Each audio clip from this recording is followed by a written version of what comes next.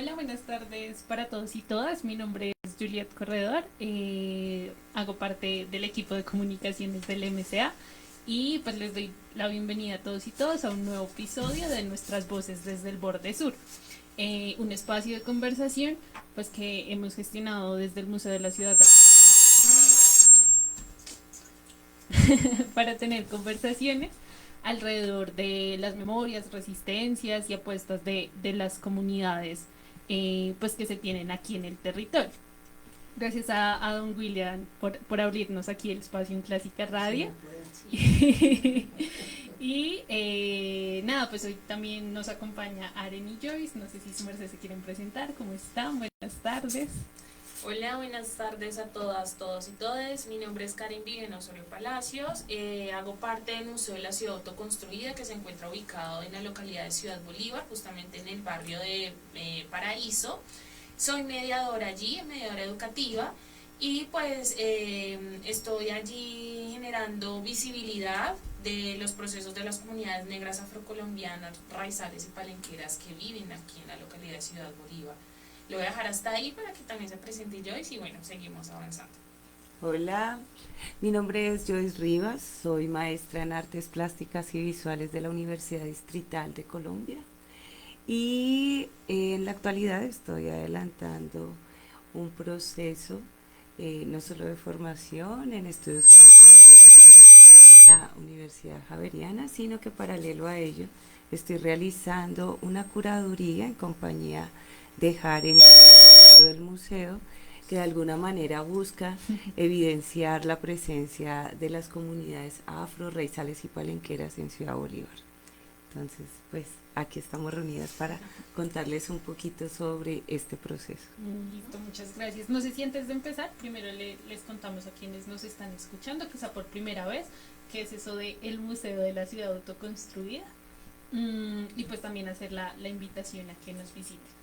Ok, el Museo de la Ciudad Autoconstruida es una plataforma que permite generar diálogos con la ciudadanía y con todos los visitantes, igual también con el territorio, para hablar y dialogar sobre y reflexionar adicional sobre las problemáticas, las estigmatizaciones, esas resistencias, esas luchas, quiénes somos nosotros, quiénes son cada uno de estos individuos, cuáles son esos procesos, quiénes son los que están inmersos en esas organizaciones, por qué se pelean tanto el territorio. Claro, hay unas historias diversas que nos dicen qué es Ciudad Bolívar. Yo creo de manera muy personal y es que esas historias no es que no sean reales, sí reales, simplemente que están inconclusas, están incompletas. Entonces falta también hablar de otras memorias, de toda esa diversidad que rodea el territorio y es allí donde el museo ha permitido y hace que lleva un año y medio más o menos aproximadamente abierto al público para que conozcan otras cosas también territorio. No quiero hablar mucho de qué hay, les invito a que asistan, que vayan, es de manera gratuita, estamos mediadores allí constantemente es para que pues ustedes puedan sentirse acompañados y entender un poco el por qué el museo, por qué está un museo y justamente en el sur.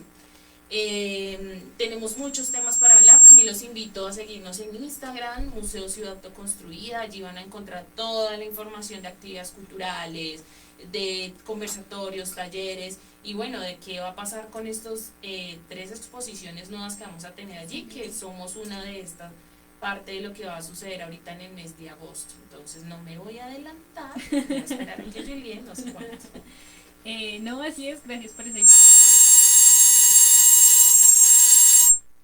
Sí, perdón por los inconvenientes técnicos. Pero nada, aquí seguimos con la conversación. Iba a comentar que justo ayer se cumplieron o se lograron los más de 100.000 visitantes en el Museo de la Ciudad Autoconstruida. Eso es un logro. Y pues también un llamado a seguir como abriendo el museo a la comunidad, al territorio, que justamente pues este espacio también hace parte de esa apuesta. Y nada, creo que el programa de hoy pretende un poco justamente como visibilizar y reconocer más bien cuál es el lugar que ocupan las comunidades negras en la localidad de Ciudad Bolívar, como desde este ejercicio de luchas, memorias y resistencias, y también de identidades propias. Mm, y pues que empieza con un proceso bien bonito que se ha desarrollado de Bogando Arte y Cultura.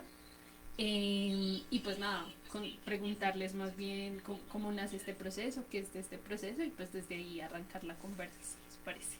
Claro, yo creo que lo más interesante de este proceso es que es una demanda de la comunidad, ¿sí? Digamos que nosotros en este momento solo somos unos agentes que llegan a articularse al proceso, brindando unas herramientas para producir una voz, como para más bien elevar esa voz. Ujú. Sin embargo, yo creo que todos los créditos son para las organizaciones, los líderes, lideresas, sabedoras, sabedores de la comunidad afro de Ciudad Bolívar. Y son ellas y ellos quienes han demandado unos espacios de visibilización. Siempre pensamos en Ciudad Bolívar, lastimosamente, como una ciudad blanca, ¿no? Claro, con muchos colores, que es lo que se ve desde Transmilenio e indudablemente desde el Desde la Transmicable, torre, ajá. pero de todas maneras es algo que es evidente en Bogotá y es una ciudad que pareciera ser blanca, pero los cimientos de Ciudad Bolívar han sido las comunidades negras. Ayer eran donde se organizaban ollas y esto es lo que hemos aprendido a lo largo de este proceso. Se organizaban ollas para arreglarle la casa al otro, para establecer los cimientos de la casa del otro. Entonces, todas estas voces que han estado silenciadas por mucho tiempo e invisibilizadas son las que reclaman un lugar. Y creo que el museo de la ciudad autoconstruida, que de alguna manera busca rescatar esta memoria, es el escenario perfecto para darles un lugar a estas comunidades. Es así como nace el proyecto. ¿Quieres? No, pues complementando un poco también lo que dice Joyce, es que, claro, abre las puertas al museo y pues estoy yo ahí como muy pendiente de cómo la gente se empieza a vincular, cómo la comunidad empieza a percibir el espacio del museo, cómo se Ujú. siente representado. Y claro, se abren las puertas y hay algo allí justamente en el segundo piso de prácticas artísticas, y la gente empieza a ver unas cosas, entonces ve un turbante, ve una marimba, un cunún, un guasá y unas trenzas. Gente, algunas personas como que, bueno, chévere, pero fue ya después poco a poco con el tiempo que la gente como que, pero otra vez lo mismo, otra vez turbantes y otra vez música. Entonces, claro, en el espacio de bienvenida uno dice, el museo habla sobre atraviesa tres ejes centrales: la estigmatización, la explotación y la resistencia. Y la gente, bueno, ustedes hablan de estigmatización y la explotación y resistencia, y ustedes lo que están haciendo es todo lo contrario con esta exposición, ahí no pasa nada. Entonces yo empecé a decir, bueno, ¿cómo empezamos a hacer cambios?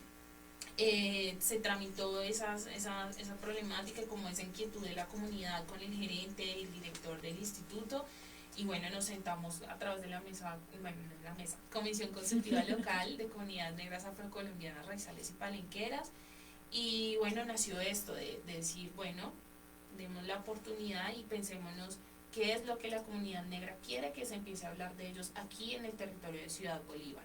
Y es allí donde pues también empezamos a apostarle a, bueno, a escuchar, porque es que aquí esto es muy interesante, el escuchar. A Ujú. veces nosotros creemos que no, quizás, bueno, y no sé, no fue con mala intención, ¿no? Pero pues pensarse que haya un turbante, que haya este tipo de objetos allí, o dispositivos, como se le dice desde el museo, no puede generar no debería de generar ningún malestar, ¿no? O que solo es una persona que quizás dijo, ah, qué chévere, pongámoslo, pero no fue consultado, la gente no lo sabía, y aquí pasa todo lo contrario. Entonces hubo muchísimas cosas interesantes allí, pero creo que yo hicimos un trabajo lindo, y es que también creo que es algo que es necesario, y es permitir que la comunidad también haga parte de esto, ¿sí? De qué es un museo y cómo se estructura un museo y por qué hay unos objetos allí. A veces lo vemos muy, sí, creen que pongamos un cuadro de X persona y ya, y pare de contar. Entonces como que y esta experiencia les permitió entender que no es tan así, que esto trae muchísimas cosas más de trasfondo, y ya, muy emocionada. Muy emocionada. Me gustó un montón porque te me adelantaste a la pregunta un poco. Y es que, claro, este proceso nace con la intención de incluir esas narrativas otras, ¿no? Y de construir colectivamente esas narrativas otras, porque además las representaciones y las identidades pues de las comunidades negras son muy diversas, ¿no? De las juventudes, de las mujeres, creo que todo empieza a jugar allí. Y pues hay que reconocer que históricamente y también cotidianamente como que se han construido unos estereotipos, unos imaginarios alrededor pues de las comunidades negras y también de las mujeres negras, ¿no? Yo he escuchado esto o uno las asocia mucho, sobre todo en términos de representación y de identidad, como a la música, a la danza, a la cocina, como que ya hay unos imaginarios que se empiezan a construir desde allá. Y me parece supremamente interesante como este proceso que intenta contar otras narrativas, esas otras narrativas que se construyen. Y más bien, si quieren, arrancamos con esa pregunta y es como, ¿qué es eso justamente que las comunidades negras, afrocolombianas y palenqueras en Ciudad Bolívar tienen por contar, como en el marco del proceso y que su mercedes han venido acompañando y liderando? ¿Qué es eso que las comunidades nos tienen por decir? Yo creo que un aspecto importante es como toda la cultura que uno trae al hombro, ¿no? Entonces, como todo el saber ancestral que ha pasado, digamos, desde la medicina, para hablar de algo en particular, que ha pasado de generación en generación desde que ocurrió la trata transatlántica, porque es que estamos hablando precisamente desde los procesos de esclavitud, cómo estas personas esclavizadas se trajeron también al hombro, en la piel, en el alma, en la mente, en los recuerdos, unos conocimientos y una sabiduría ancestral, ¿cierto? Entonces, ¿cómo eso ha perdurado pese a la crueldad que implicó la esclavitud y los procesos de esclavitud? Em, entonces, eh, eso es lo que queremos rescatar. Digamos que en la medicina eso es absolutamente clave. Como todas estas prácticas que fueron mal tildadas también durante la colonia, tildadas de brujería, de ignorancia, se preservan en la actualidad y entonces la medicina ancestral se vuelve un insumo clave, por ejemplo, para hablar de comunidades afro y negras en Ciudad Bolívar. Y lo otro que yo hago mucho énfasis, y ya Jaren nos contará o ampliará esta idea, es la importancia en la construcción de Ciudad Bolívar, ¿no? Como ciudad autoconstruida, como allí las líderes y lideresas fueron importantes entonces, y como día a día sigue la migración de personas afro a Ciudad Bolívar, como día a día luchan, como día a día trabajan desde su territorio, por los territorios que han abandonado y por este nuevo escenario que surge como un nuevo territorio. Entonces, esos creo que son dos aspectos que yo señalaría y yo creo que Jaren puede profundizar más en ello o incluso señalar algunos que hemos tenido contemplados para esta exposición. Sí, pues digamos, wow, aquí han pasado muchas cosas. Yo he estado en un vaivén y claro, entonces Joyce ahorita habla sobre el tema de la autoconstrucción de la localidad, ¿no? Y yo decía, bueno, conozco a líderes, han hecho este tipo de cosas, pero no puedo creer que en Ciudad Bolívar, de tanta comunidad afro, porque somos casi 4.600 personas negras en Ciudad Bolívar, datos reales del diagnóstico local de alcaldía, no, o sea, y mi familia llegó en el casi más o menos en el 80 y empecé a pensar en las líderes, en las mayoras que han llegado mucho tiempo más atrás. Yo dije, bueno, hay una historia allí que todavía no se ha contado y en esta autoconstrucción me empezó a inquietar más, pensando en que la mayoría de lugares de asentamientos, tú vas y visitas y la mayoría vive gente negra, gente de otros países, venezolanos, de Brasil, de otros lugares. Entonces me lo pensé y dije, algo debe estar pasando aquí, debe de haber una historia, tengo que entender esto. Y empieza todo esto de inquietarme y empezar a hablar con líderes.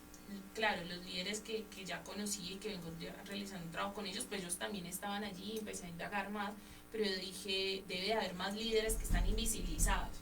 Entonces me empecé a caminar con Luz Marina Ramírez, le dije, Luzma, mira, pasa esto, acompáñame porque ya hace parte de la mesa de memoria, y con ella súper bien, y le digo, camine China, vámonos, que yo conozco por allá arriba Sierra Morena, y empezó ya a hablarme de personas que ella había grabado y que había tenido una relación, y allí empecé a tener el primer contacto con él. Pues ya no se encuentra aquí, pero me siento muy orgullosa y muy contenta de haberlo conocido, al señor Carabalí, Benjamín Carabalí, una persona con una memoria de historia en el territorio valiosa, que siento que no se le valoró, ¿sí?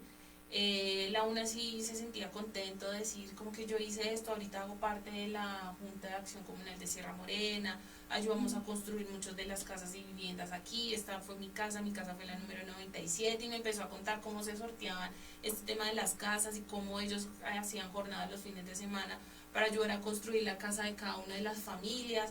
Yo dije, wow, qué cosa tan bonita, tan maravillosa. Y fue cuando empecé a aprovechar y a vincular estas historias con el museo. Entonces, como que se le dio un espacio a él para grabar su memoria y demás.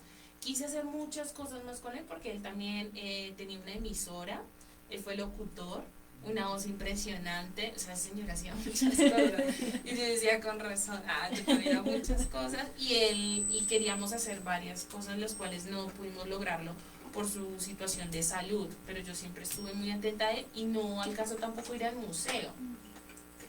Pero quedó la esposa, quedó las hijas, y ellas como estamos muy prestas a lo que ustedes necesiten para hablar de lo que él hizo y que es necesario también contar.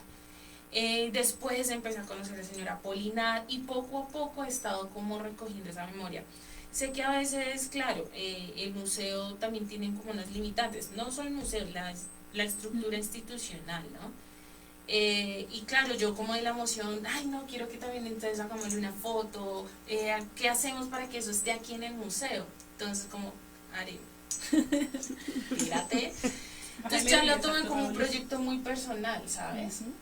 Indagar, seguir como muy comprometida con el territorio, mirar otras formas de narrar también, porque nos han dicho que somos solo tradición oral, cuando realmente no es tan así, y cómo empezamos a mostrar eso desde allí. Entonces, esto es algo que no creo que solo una exposición vaya a darle como el alcance, sino que van a haber muchísimas otras cosas más, y yo espero que si siga yo en el museo y llegue otra persona también a representar la comunidad, pues que haya una continuidad de ese sentir y de esa necesidad también.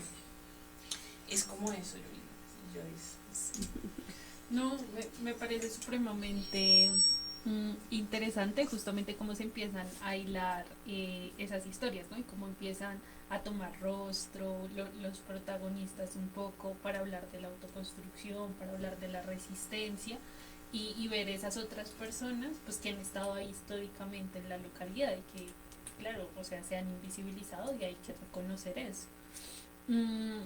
Y Aren toca algo bien importante, y es alrededor de la memoria. Tú también hablabas como de la memoria y de esa carga histórica, si se quiere, y ancestral para las comunidades, y creo que la memoria ha sido un componente bien importante desde Bogando Arte y Cultura.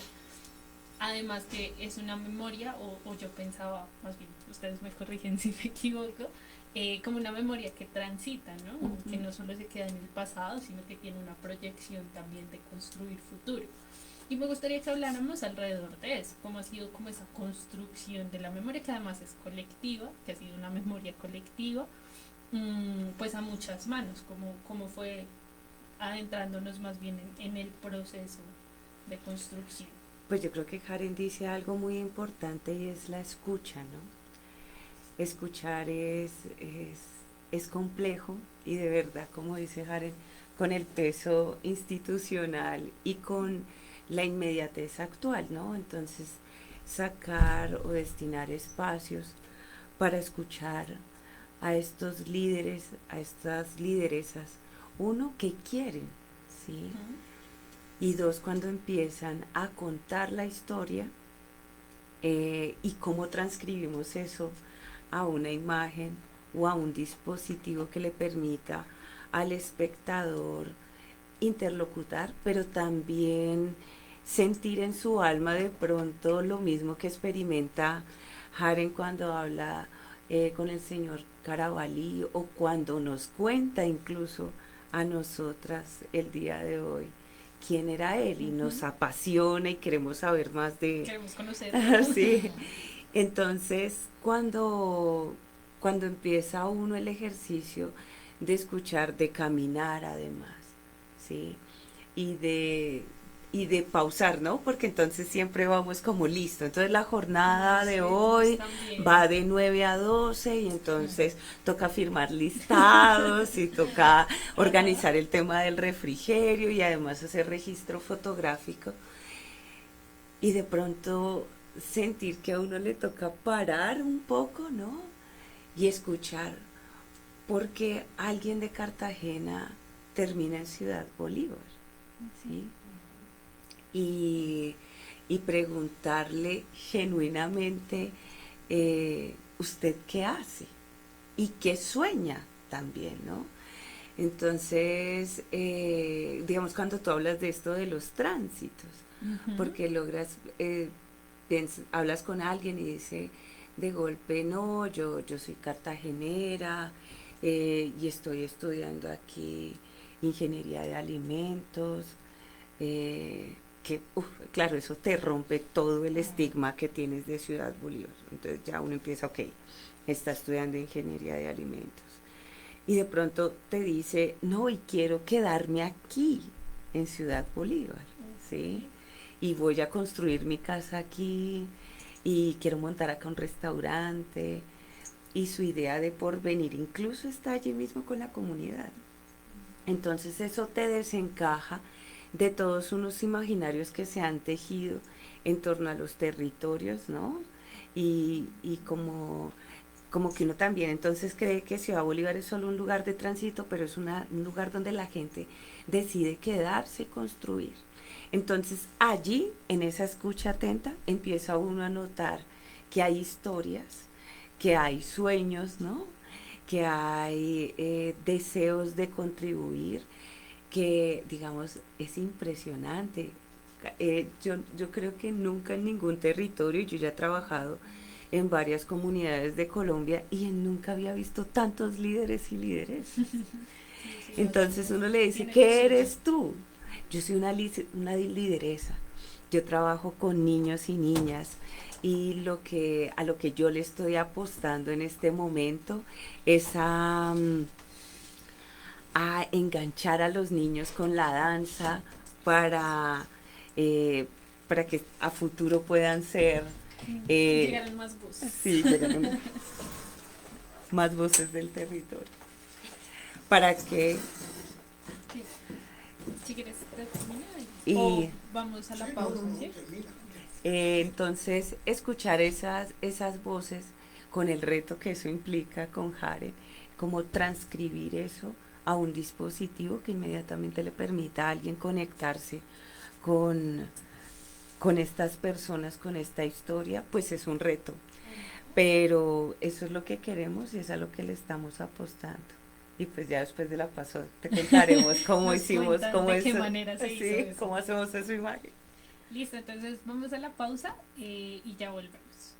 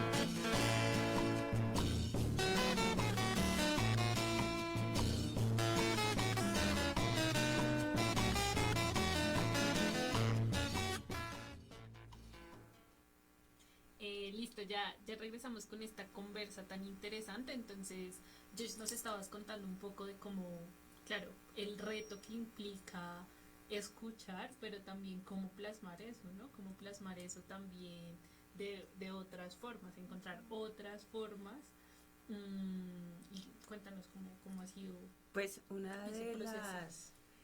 de los datos, de los muchos datos que me ha dado Jaren, el día que me dijo es que somos más de 4.000 personas afro, raizales y palenqueras en Ciudad Bolívar. Uf, eso me quedó retumbando un montón, porque no se ven, ¿sí?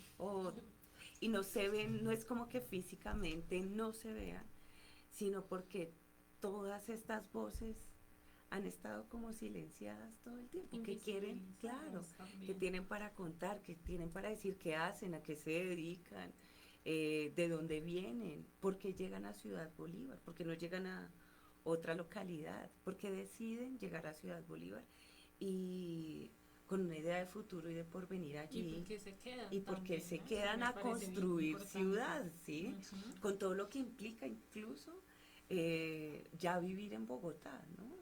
Y lo pienso por todas las personas que han migrado constantemente. Hasta mi familia ha intentado migrar y se devuelven, o sea, se devuelven Venga, para eso es la una trampa, costa, sí. claro, desde el frío, el frenesí de la ciudad, las dinámicas tan aceleradas. Entonces, no encontrar las hierbas para curarse, eso es impresionante, la comida, ¿cierto? Y deciden apostarle a esto. Entonces, con Jaren le echamos muchísima cabeza y una de las piezas, y de pronto la que yo más me he disfrutado, yo me las he disfrutado todas, pero este dispositivo me encanta, y es que quisimos rescatar a través de 200 fotografías a 200 personas de Ciudad Bolívar. Entonces hemos usado una cámara tipo Polaroid Ujú. y con eso estamos haciendo fotografías andándonos por el territorio y escuchando. Como te decía, tenemos 2 horas para esto y termina uno ahí enganchado escuchándole la historia a Claro. alguien, el chiste y como bajándole también a la revolución y entendiendo, ¿sí? Entendiendo a la gente no solo el retrato por el retrato, sino a qué le está apostando. Y es bien interesante, o sea, hay niños, niñas que a los 7 años uno le dice, ¿tú a qué te dedicas? Y te dicen bailarina, ¿sí? O sea, ya la tienen súper clara, saben que quieren bailar, saben que hacen parte de un grupo de danza y que a eso le están apostando. Igual ocurre también como con las señoras que montan un restaurante, que deciden hacer gastronomía chocuana o del Caribe en medio de esta ciudad, ¿cierto? Y eso es súper interesante. Las que trabajan de docentes en colegios, en jardines, que cuidan niños, o sea, digamos que es absolutamente conmovedor este proceso y esa es, por ejemplo, una de las piezas que me ha enamorado. Entonces, dejar de lejos la estigmatización y ver cómo mujeres y hombres le apuestan día a día también a construir nación. Eso es bien importante. Eso es bien, bien importante, ¿no? Y que rompe con este ejercicio por ahí. Chimamanda Adichie hablaba de la historia única, ¿no? Y del Ujú. peligro de la historia única. Y creo que contar esos otros rostros, pero además visibilizarlos, porque creo que esa es una deuda que tenemos no solo como localidad, sino como nación frente a las comunidades Étnicas. étnicas y afrocolombianas y que supremamente, a mí me parece supremamente potente, por ejemplo, bueno, no sé si sea pertinente hablar de lo que representa, por ejemplo, Francia Márquez, ¿no? Y la ministra de Educación y cómo llegan a esos espacios también para visibilizar las apuestas pues de las comunidades étnicas, eso me parece bien importante. Pero si quieren, más bien le damos la palabra a Sí, Lady se está también. metiendo en un rancho fuerte. Eso me da para otra misión. Porque no nos da la conversa. Para que su merced se presente, nos cuente quién es, hablando de esto de ponerle rostro a quienes estamos acá. Bueno, yo soy Lady Riascos, Lady Joana Riascos Orozco, que hay que enfatizar que todas tenemos mamá y tenemos apellido de la mamá. Pues la verdad trabajo con la comunidad, soy administradora de empresas, pero pues estoy en el proceso de comunidades negras. Estoy metida casi en todos, de a poquitico, porque le doy apoyo a las organizaciones, a la consultiva, a lo que se necesite. Entonces, ¿cómo llegué a este proceso? De una manera muy chistosa y muy curiosa. Decía Joyce ahora, somos al 2007, porque vemos que eso es 4.000, estamos a 2007, lo que significa que ahorita podemos habernos triplicado, ¿no? Y ni siquiera un cuarto de esa población conoce los procesos de comunidades negras, que podemos, ni siquiera se identifican como negros, para decirlo. Y pues algo parecido tenía yo cuando llegué a una reunión porque sí, y escuché y me enamoré y ahí estoy metida en este proceso y me encanta. Cada día aprendo más de todas estas mujeres que en su mayoría son mujeres y llevan una lucha muy berraca en la localidad, muy fuerte. Unas que vienen desde chiquiticas, como Karen, Eliana, otras que se han ido sumando, pero son mujeres que de verdad llevan la lucha de la comunidad negra afrocolombiana con mucha fuerza. Pues trato de dar mi granito de arena. Ahorita yo decía algo muy bonito y creo que podríamos explorar eso, y es como que les motiva a quedarse en la localidad, ¿no? Y a proyectarse, porque claro, Ciudad Bolívar además es un territorio, pues hay que reconocer que es un territorio hostil, y hostil para las mujeres, para las comunidades negras también, para las diversidades. Y me parece bien interesante pues esta reflexión que sale también de escuchar a los líderes y lideresas, y es como pues quedarse en la localidad para construir, ¿no? Y para construir una apuesta de ciudad. Yo soy partidaria de que Bogotá nos ha dado mucho, pero Ciudad Bolívar nos ha dado más. Yo llegué a Bogotá muy pequeña. Aquí estudié, aquí me preparé, aquí me capacité. Llegamos 5 hermanos y todos 5 estudiamos, nos capacitamos. Entonces, así como a mí me motiva dar un poco de lo que Ciudad Bolívar me ha dado a mí, dárselo a la localidad, así muchos de los líderes que trabajan a diario acá se motivan. Yo he recibido de Ciudad Bolívar, yo le doy a Ciudad Bolívar. Sí, Ciudad Bolívar ante los ojos del mundo es vista como un territorio hostil, pero para nosotros es una construcción de paz diaria. Nuestros jóvenes negros llegan de los territorios de afuera, desplazados, huyendo de la violencia, no solamente de los grupos que conocemos grandes, sino también de las pandillas, de la violencia sistemática, de la pobreza, de no tener trabajo. Y Ciudad Bolívar los acoge. Y ellos construyen su territorio en Ciudad Bolívar. Cuando ellos empiezan a construir territorio, crean organizaciones, crean sus grupos de baile. Y tú dices, bueno, vamos a hablar con Julano de tal, pero Julano de tal detrás de él tiene 30 pelados. Y esos 30 pelados saben, se la conocen su territorio, son pelados que están apartados de la violencia porque vienen de la violencia. Entonces tratan de no volverse a meter en ella y luchan. Y esa luchita de estos 30 pelados se suma a la de este que trae 10. Pero también está el otro que trae 15 y así nos vamos juntando.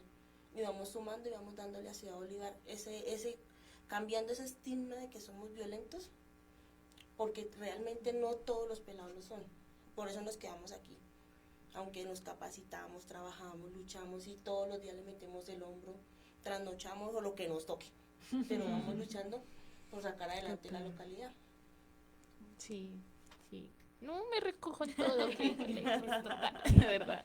No, sí, creo que han salido reflexiones bien bonitas en este espacio, y que no sé si su merced quisiéramos contarles más bien ya ahora sí cómo ha sido ese proceso. Ya hemos hablado un poco como de las reflexiones que nos ha dejado, pero quizá tú también como participante, cómo ha sido ese ejercicio de los talleres, sí, como que les deja ese proceso también. Bueno, esto que está acá es una dura. Eso es el primer taller que se editó en el Museo de la Ciudad Autoconstruida, donde era de historia, toda nuestra historia. Y aunque hemos leído y comido libros y escuchado y no sé qué, y no sé qué más, pero ya cuando nos metía ya a ese mundo, donde cómo era realmente la vida en África para nuestros ancestros antes de que fueran esclavizados, cómo por medio de la música llegamos allá, cómo iba transportando, bueno, esta tribu se dedicaba a esto y entonces en esta tribu se dedicaba a esto y entonces al momento de decir, pero como nos esclavizaron, nos revolvieron. Entonces llegaron acá, entonces acá no llegó el negro bruto como se veía, sino que llegó el arquitecto, llegó el ingeniero, llegó el médico y todas esas cosas, como los esclavizadores, si no sé si dice mal la palabra, Sí, está bien, está bien. lo utilizaron a su favor. Entonces todo lo grande, lo bonito, un ejemplo, la Candelaria. Vemos la Candelaria fue construida con sangre de nuestros ancestros. ¿Y cómo ellos, por qué lo construyeron así? Pues porque ellos venían de ser unos duros en su territorio. Entonces, me pareció, o sea, transportarnos de esa manera, la verdad. Y así, cada cosa que se va aprendiendo, que se va aprendiendo y se va metiendo como allá, entonces se empieza uno a caer en cuenta que, por eso es que somos así. Por eso es que tenemos como, digamos, en los territorios esa destreza para la pesca. Porque no todos pueden vivir al lado del río. No todos tienen la destreza para pescar. Todos pueden tener aquí un jardín y muchas hierbas, pero no todos pueden saber para qué les sirve. Entonces, ¿por qué lo tenemos? Porque es que veníamos desde allá lo venimos, lo traemos ancestralmente. Porque llegó aquí, porque ellos lo traían, lo resguardaron. Y así sucesivamente, aquí nos echaríamos el resto de la tarde. Total. Pasando de punto en punto. Pues yo creo que me siento súper orgullosa. Es estudiante destacada, ¿no? Porque creo que Lady pudo resumir muy bien uno de los objetivos, por ejemplo, del primer taller, que era precisamente identificar nuestros ancestros a qué se dedicaban antes de ser cazados como animales, ¿sí? Y como lo dice Lady, los yolofos eran expertos en pesca y por eso se les esclavizó, porque necesitaban gente que pescara, mano de obra para pescar. Y así habían orfebres, así habrían agricultores, arquitectos, ¿cierto? Entonces yo creo que eso fue un éxito la primera sesión. Sí, al menos conmigo. Y entonces así han sido los talleres. Los talleres incluso con niños y niñas han buscado hacer como toda una pesquisa desde la trata, desde antes de la trata, cómo estaban distribuidas los pueblos, las comunidades, los reinos africanos antes de la esclavitud, cómo se les trae con todo lo cruel que implica, con toda la crueldad que atraviesa la trata transatlántica, y luego cómo los pueblos han resistido, ¿sí? Cómo han resignificado su identidad, cómo hay luchas constantes, cómo escapan también a los procesos de estigmatización y cómo eso se ve reflejado en la actualidad. Incluso en el hecho de quedarse en Ciudad Bolívar, como decías tú, y es cierto, o sea, llega, uno cita un líder o lideresa y llega como con 15 detrás, eso sí es como una particularidad.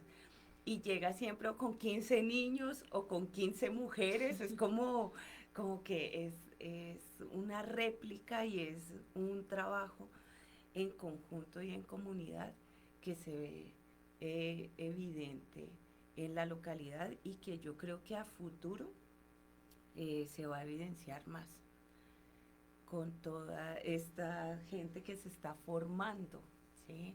En distintas disciplinas, ¿no? Abogados, ingenieros, ingenieros de alimentos, que hay un montón, porque claro, para nosotros nos mueve la comida, ¿sí?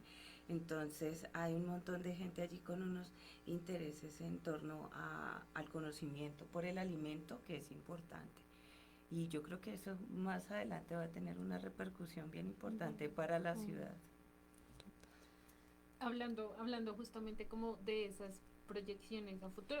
Me parece bonito porque hemos recogido, o más bien valioso, como este ejercicio de memoria, ¿no? Y de lo que implica reivindicar la memoria también ancestral, histórica y lo que ha significado para el proceso. Y como esa memoria también se empieza a conectar o habla y dialoga con el presente, con muchas de las decisiones quizá que creemos inconscientes, pero que son conscientes, por ejemplo, la de mantenerse en la localidad. Mm, pero entonces me gustaría preguntarles ahora por esa memoria con construcción de futuro, ¿no? Con esta idea de, bueno, claro, hay unas intenciones de la exposición y quizá pasando por la exposición, pero yendo más allá de la exposición, como que se espera a futuro con este proceso, ¿no? O más bien, ¿qué deja este proceso? ¿Cuáles son las proyecciones de este proceso? No solo desde el Museo de la Ciudad Autoconstruida, como en términos de saldar esa deuda, de construir otras narrativas, sino también, pues, qué le deja al territorio, a ese tejido que se ha construido. Yo puedo hablar de tres cositas iniciales, pero yo creo que Karen podría ayudarnos a complementar más esto. Inmediatamente nosotros lo que vamos a hacer una vez termine antes de terminar la exposición, es hacer una revisión de las piezas que están en el museo, ¿sí? A partir de las piezas que suscita el proceso de Bogando Arte y Cultura, como esto genera unas piezas, unos dispositivos, eh, digamos que allí no solo hay unos diálogos con dos artistas invitadas, que ahorita, si nos da el tiempo, hablamos de ello.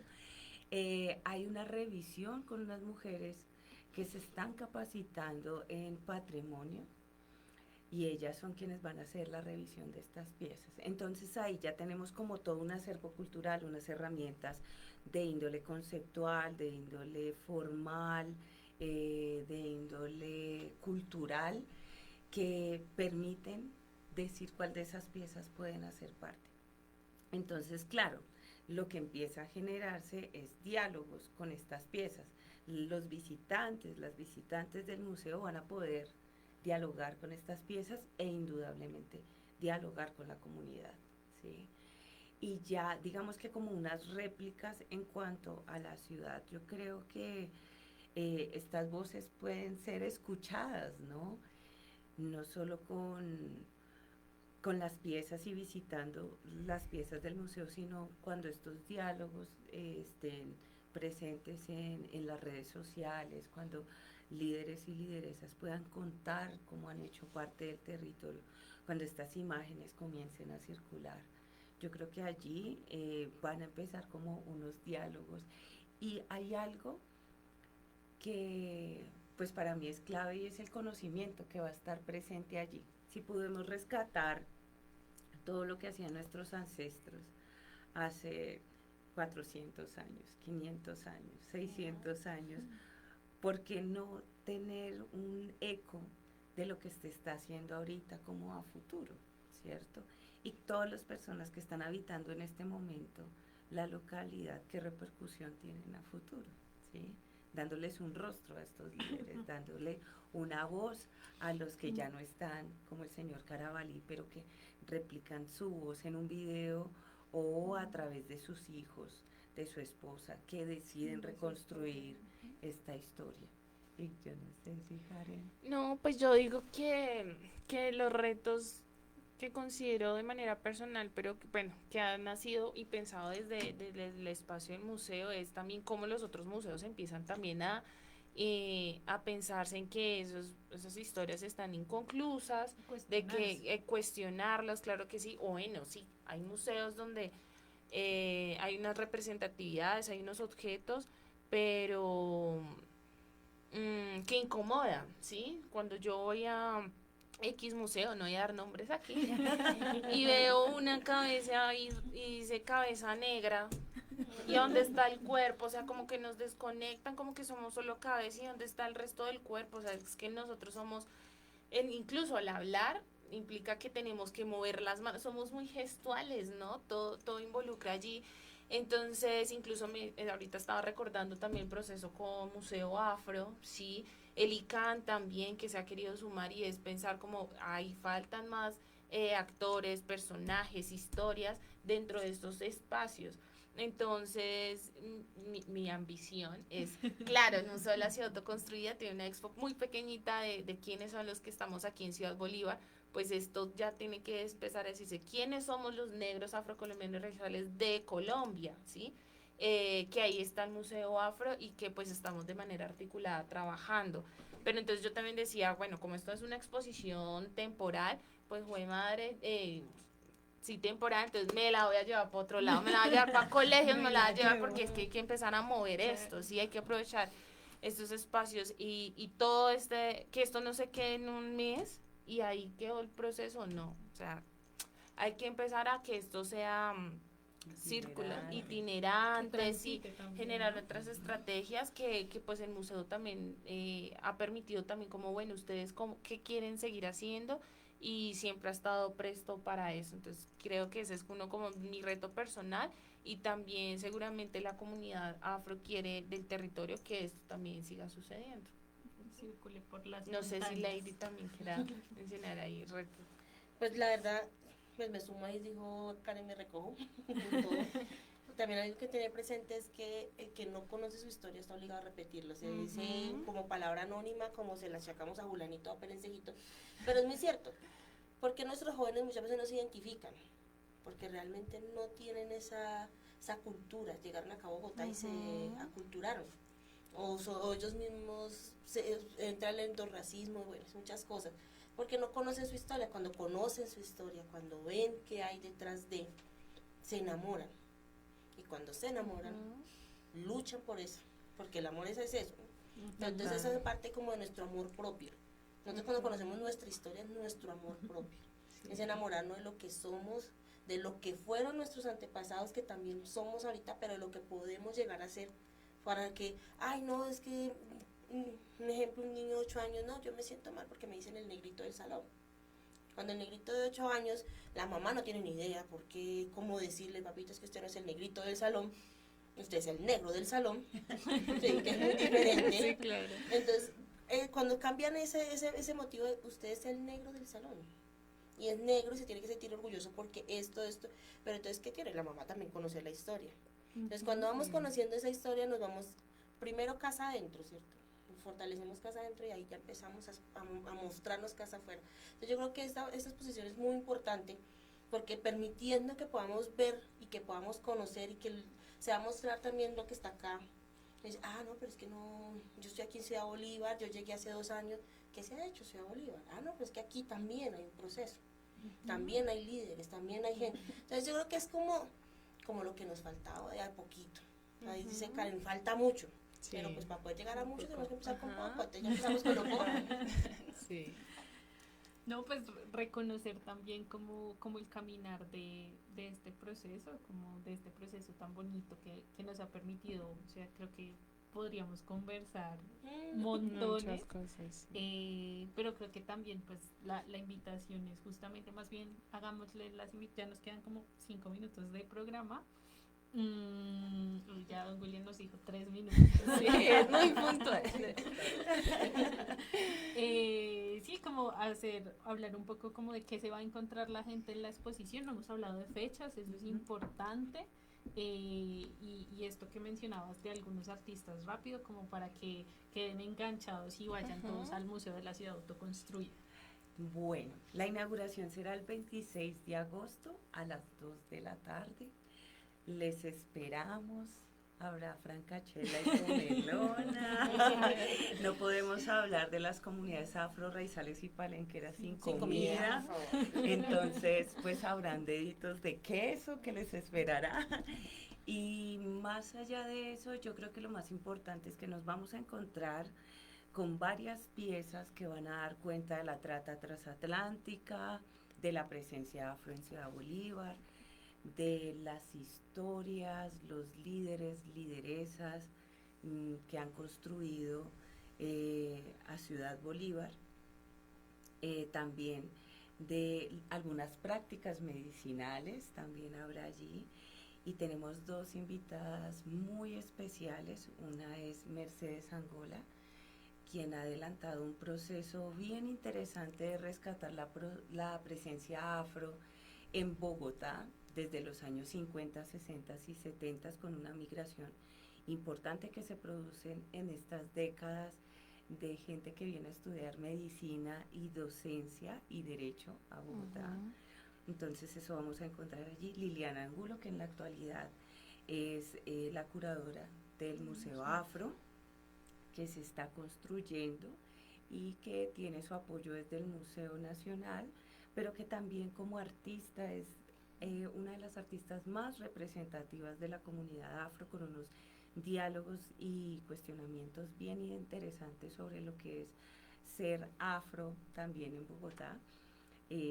Va a haber un artista que es como de nuestras novedades, hace parte de la selección a partir de una convocatoria que se lanzó, y pues yo creo que lo más importante es que van a ver las 200 fotografías de 200 personas afro de la localidad que nos van a acompañar además. O sea, yo creo que esto va a ser es presencia real en el museo, y lo más importante, vamos a poder compartir, interlocutar, cuestionar, preguntarnos, hablar y disertar sobre lo que es ser afro en Ciudad Bolívar y lo que es ser afro en Bogotá. No, o sea, mejor invitados imposibles. Creo que todos desde el museo, pero también espero que quienes nos están escuchando estén muy emocionados por ver el resultado final de este proceso, que además no termina allí, ¿no? Sino que empieza y que tiene todo una intención como de seguir transitando, de seguir construyendo con las comunidades alrededor justamente de esto, de cómo hacen presencia las comunidades negras en Ciudad Bolívar, pero también cómo se sueñan y construyen la localidad. Entonces, nada, supremamente agradecida como por esta conversa de hoy, como que nos deja muchas cosas bonitas, reflexiones, también retos y tareas. Y nada, pues gracias a quienes nos están escuchando, gracias a don William por, como siempre, recibirnos. Si me permites, tengo que saludar a dos oyentes Claro que sí. especiales. Andrés Balanta, que nos dice un saludo cordial a las invitadas que se suman al empoderamiento de los procesos de la comunidad afro en la localidad. Y para Nanita González, que nos escribe, excelente iniciativa para las comunidades negras afrocolombianas de la localidad. Ay, súper, Gracias por esos saludos, gracias por escucharnos siempre, y pues nos vemos dentro de 8 días con este programa de Nuestras Voces desde el Borde Sur. Chao, gracias. Gracias.